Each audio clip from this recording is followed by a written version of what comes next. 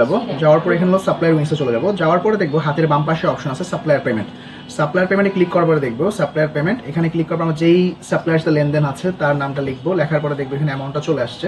এখন তাকে কয় টাকা দিব, কিভাবে দিব। আমরা যদি ক্যাশ থেকে টাকাটা দিই তাহলে এখান থেকে ক্যাশ লিখতে পারি, যদি তাকে আমরা চেকে দিই তখন চেক ডিটেলস, ব্যাঙ্ক ডিটেলস এখানে দিতে হবে, যেগুলো আপনারা দেখলেই পারবেন। আমি ক্যাশটা একটু দেখাই দিই। দেখুন উনি আমার কাছে টাকা পায় হচ্ছে 3,74,000। ধরুন আমি ওনাকে এখন ধরেন 3 লাখ টাকা দিয়ে দিলাম এবং সে এই বাকি টাকাটা পাচ্ছে। আচ্ছা, এখন কোশ্চেন করতে পারেন যে এই ব্যালেন্স অ্যাডজাস্টমেন্ট বা এটা কি জিনিস।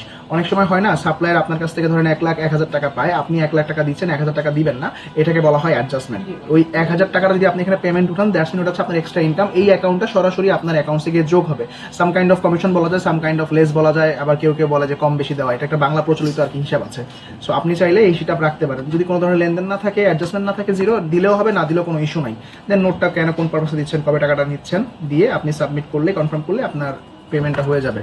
এই যে আপনি যদি ক্লিক করেন, এই যে পেমেন্টটা হয়ে গেল, এটা ভাউচার চলে আসছে। এখানে ভাউচারে থাকবে যে এই এই ব্যক্তির কাছে এই দিনে এই পারপাসে এই টাকাটা দিয়েছি, এই হিসাব কিতাব। এটা প্রিন্ট করে আপনি ব্যবহার করতে পারেন এবং স্টোরেজ থাকবে আপনার সফটওয়্যারে। সো এই হচ্ছে সাপ্লাই পেমেন্টের ইস্যুটা। ধন্যবাদ সবাইকে। আসসালামু আলাইকুম, ভালো থাকবেন সবাই।